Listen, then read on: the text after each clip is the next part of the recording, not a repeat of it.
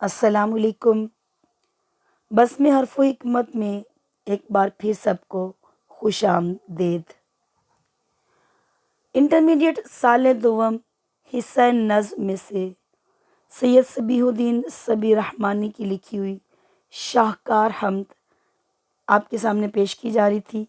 اس سلسلے کا آج تیسرا لیکچر ہے اور آج شعر نمبر 4 اور 5 کا مفہوم، قرآنی آیات و حدیث مبارکہ کے حوالہ جات اور معنوی و ادبی محاسن کی تفصیل آپ کے سامنے پیش کی جائے گی۔ اس سے پہلے مختصر سید صبی صاحب کا تعارف دیکھ لیں۔ سید صبی رحمانی اردو نعت کو شاعر، محقق اور نعت کے ممتاز خادم ہیں۔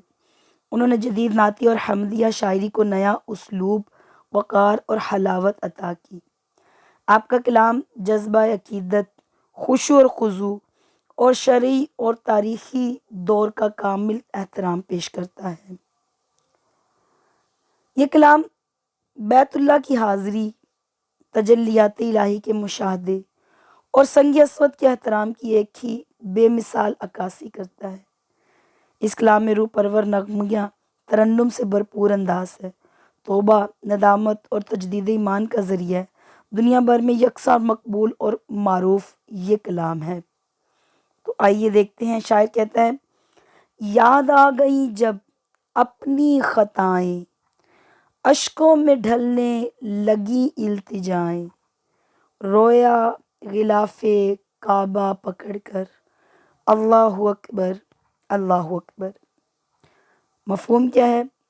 جب بندہ خلوص دل کے ساتھ خانہ کعبہ کے سامنے حاضری دیتا ہے تو اسے اپنے تمام ماضی کے گناہ اور غلطیاں یاد آ جاتی ہیں۔ اس ندامت اور شرمندگی کے احساس سے اس کی آنکھوں سے آنسو جاری ہو جاتے ہیں اور وہ غلاف کعبہ تھام کر گریہ وزاری کے ساتھ اللہ کی حضور توبہ استغفار کرتا ہے۔ یہ شعر انسانی نفس کے اعتراف عجز اور بارگاہ الہی میں کامل تسلیم و رضا کا مظہر ہے۔ غلاف کعبہ کو پکڑنا اس بات کا استعارہ ہے کہ بندہ اب صرف اور صرف اپنے رب کی پناہ اور مغفرت کا طلبگار ہے۔ اس شعر میں شاعر انسان کی ندامت، توبہ اور اللہ تعالیٰ کی حضور عاجزی کا منظر پیش کرتا ہے۔ جب انسان کو اپنی زندگی کی غلطیاں، گناہ اور کوتاہیاں یاد آتی ہیں تو اس کا دل پشیمانی سے بھر جاتا ہے۔ وہ اللہ تعالیٰ سے معافی مانگنے لگتا ہے اور اس کی دعائیں آنسوؤں کی صورت اختیار کر لیتی ہے۔ یہ آنسو اس کی اخلاص، ندامت اور اللہ کی رحمت کی امید سے کی علامت ہوتے ہیں۔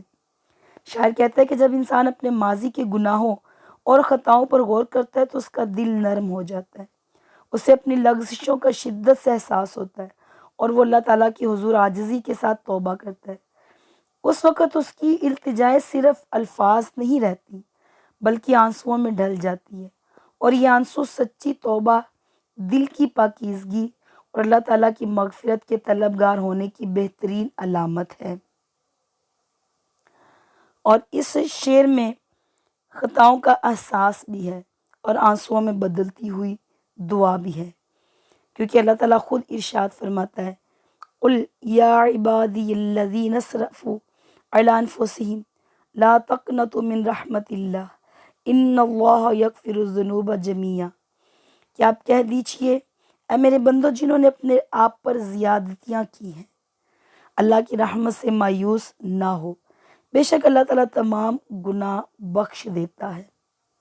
اور قرآن پاک میں اللہ تعالیٰ ارشاد فرماتا ہے، ان اللہ یحب التوابین ویحب المتطہرین، بے شک اللہ تعالیٰ توبہ کرنے والے کو محبت کرتا ہے اور صاف ستھرا رہنے والے کو پسند فرماتا ہے۔ انسان غلطی کا پتلا ہے، انسان سے خطائیں، گناہ سرزد ہو جاتے ہیں۔ شاعر کہتا ہے، سراپا معصیت میں ہوں، سراپا مغفرت وہ ہے، خطا کوشی روش میری، خطا پوشی ہے کام اس کا۔ اور جب انسان سچے دل سے گناہ سے توبہ کرتا ہے تو اس کے بارے میں حدیث پاک میں آتا ہے، التائب من الذنب کمن لا ذنب لہ، گناہ سے توبہ کرنے والا ایسا ہے جیسے اس نے گناہ کیا ہی نہیں۔ اور ایک حدیث پاک میں نبی کریم صلی اللہ علیہ وسلم نے ارشاد فرمایا، اللہ تعالیٰ کے نزدیک ان دو قطرے سے زیادہ کوئی چیز محبوب نہیں ہے، ایک وہ آنسو کا قطرہ جو اللہ کے خوف سے نکلا۔ شاعر کہتا ہے، خطائیں یاد کر کے آج میں آنسو بہاتا ہوں، خطائیں یاد کر کے آج میں آنسو بہاتا ہوں، تو رحمت کا بہا دریا الہی درگزر کر دے۔ اس شعر کے اندر فکری اور روحانی نکات کون سے ہیں؟ شاعر خود شناسی اور ندامت۔ کعبے کی عظمت کے سامنے بندے کو اپنی کم مائیگی اور گناہوں کی شدت سے احساس ہوتا ہے، جو کہ سچی توبہ کا پہلا زینہ ہے۔ اور اس کے بعد سچی توبہ کے خیال سے جب اس کے آنکھوں سے اشک باری ہوتی ہے تو یہ اشک باری بحیثیت وسیلہ بن جاتی ہے۔ التجاؤں کا آنسوؤں میں ڈھل جانا اخلاص اور عاجزی کی انتہا کو ظاہر کرتا ہے۔ بے ساختہ نکلنے والے آنسو قبولیت کی علامت ہوتا ہے۔ شاعر کہتا ہے، ہر خطا پہ شرمسار ہوں میں، اے خدایا گنہگار ہوں میں، میرے آنسو سوالی ہیں تیرے، گر رہے ہیں یہ دامن پہ میرے، اب تو سن لے میری التجا یا خدا، ہر خطا پہ شرمسار ہوں میں، اے خدایا گنہگار ہوں میں۔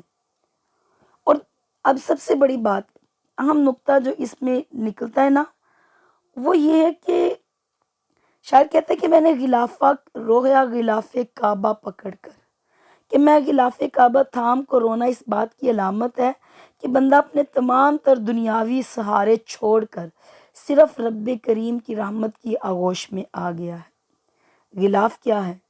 غلاف کا آغاز، غلاف کو کسوہ بھی کہا جاتا ہے، اور غلاف کعبہ یعنی کعبے پر غلاف چڑھانے کا آغاز سیدنا اسماعیل علیہ السلام یا پھر طبہ الحمیری کی دور سے ہوا، اور قبیلہ قریش نے بھی غلاف کعبہ چڑھایا۔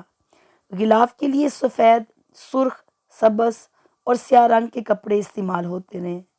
غلاف پر 650 کلو سونے اور چاندی سے نقش و نگار بنائے جاتے ہیں، اور کم و بیش 200 کروڑ ریال کی لاگت سے خالص ریشم کے ساتھ بیت اللہ شریف کا یہ غلاف تیار کیا جاتا ہے۔ یاد رکھیے گا، غلاف کعبہ شعائر دین ہے اور اس کی تعظیم کی جائے گی۔ شاعر کہتا ہے، غلاف کعبہ تیری عظمتوں کے کیا کہنے، اور اسے حسن ازل کا لباس نور ہے تو، گناہ گار کیوں نہ چوم لے تیرا دامن، امین راز و وفا جلوہ زار طور ہے تو۔ اور خود سبی صاحب کا ایک خوبصورت کلام کا شعر ہے، غلاف خانہ کعبہ تھا میرے ہاتھوں میں، غلاف خانہ کعبہ تھا میرے ہاتھوں میں، خدا سے عرض و گزارش کی انتہاؤں میں تھا۔ شاعر نے اب اس شعر کے اندر فکری اور فنی جائزہ کیا ہے، تو شاعر نے غلاف کعبہ کو پکڑ کر جو منظر پیش کیا ہے اسے صنعت منظر نگاری کہا جاتا ہے۔ ایسی زندہ اور متحرک تصویر کشی کی کہ قاری خود کو حرم کے اندر محسوس کرتا ہے۔ اور اس شعر کے اندر خوبصورت قافیہ اور ردیف کا حسن ہے، خطائیں، التجائیں ہم وزن اور ہم قافیہ الفاظ ہے، اور استعاراتی اسلوب ہے کہ اشکوں میں ڈھلنے لگی التجائیں، جو التجائے وہ بھی اشک کی صورت اختیار کر گئی ہے۔ دوسرا شعر دیکھیے، شاعر کہتا ہے، بھیجا ہے جنت سے تجھ کو خدا نے، چوما ہے تجھ کو میرے مصطفیٰ نے، اے سنگ اسود تیرا مقدر، اللہ اکبر اللہ اکبر۔ اس شعر میں شاید سنگ اسود کی بے مثال فضیلت اور عظمت کا بیان کرتا ہے۔ وہ کہتا ہے، سنگ اسود تیری خوش نصیبی اور بلند مقدر کی کیا بات ہے کہ اللہ تعالیٰ نے تجھے جنت سے زمین پر نازل فرمایا، اور خاتم النبیین حضرت محمد صلی اللہ علیہ وسلم نے اپنے مقدس لبوں سے تجھے بوسہ دیا ہے۔ سنگ اسود کیا ہے؟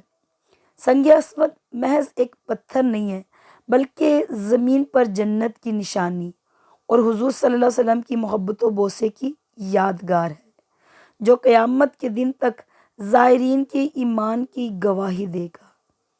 یاد رکھیے، خانہ کعبہ کے جنوب مشرقی کونے میں حجر اسود نصب کیا گیا ہے۔ حجر اسود وہ قیمتی یا قوت ہے جو جنت سے حضرت آدم علیہ السلام اپنے ساتھ لائے۔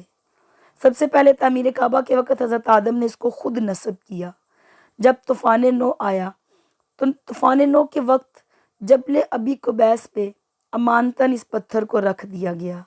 بعد میں جب خانہ کعبہ کی تعمیر ہوئی تو حضرت ابراہیم اور حضرت اسماعیل علیہ السلام نے اس کو نصب کیا۔ اور یاد رکھیے حضرت کہ جب نبی کریم صلی اللہ علیہ وسلم کے دور میں بھی جب پانی خانہ کعبہ کے اندر آ گیا اور اس کی دیواروں کو کافی نقصان پہنچا اور دوبارہ سے خانہ کعبہ کی تعمیر کی گئی تو اس وقت حجر اسود کی تنصیب کا کام خود نبی کریم صلی اللہ علیہ وسلم نے اپنے مبارک ہاتھوں سے کیا ہے، اور اس پتھر کی بے تحاشا فضیلت ہے۔ حضرت ابن عباس سے مروی حضور صلی اللہ علیہ وسلم نے ارشاد فرمایا، حجر اسود کو قیامت کے دن اللہ تعالیٰ اس حال میں اٹھائے گا کہ اس کی 2 آنکھیں ہوں گی جن سے وہ دیکھے گا، اور زبان ہوگی جس سے وہ کلام کرے گا، اور اس کے حق میں گواہی دے گا جس نے اس پتھر کا استلام کیا۔ استلام کیا ہوتا ہے؟ کعبہ کے گرد طواف کرنے کے دوران یا تو ہر ایک چکر پر یا تو حجر اسود کا بوسہ لیا جائے ورنہ دور سے استلام کیا جائے۔